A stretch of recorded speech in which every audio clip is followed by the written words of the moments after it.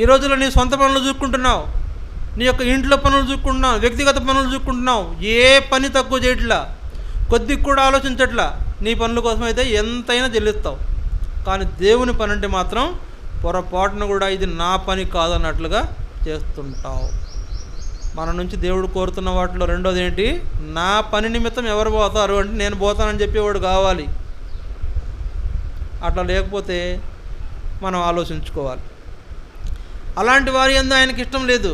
అలాంటి వారిని ఆయన లెక్కలోకి తీసుకోడు. అలాంటి వారికి అసలు ఆ బాధ్యత కూడా అప్పగించడు. వాళ్ళని ఆ లెక్కలోంచి పక్కన పెడతాడు.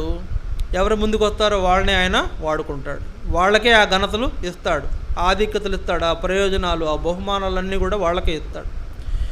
ఇప్పుడు ఆయన చెప్పిన పని చేయకపోవడం కారణం చేత నీకు బహుమానం పోగొట్టుకుంటున్నావు, ఆధిక్యతలు పోగొట్టుకుంటున్నావు. ఏమి లేదు, నిష్ప్రయోజకమైన దాసుడు అయిపోతున్నావు.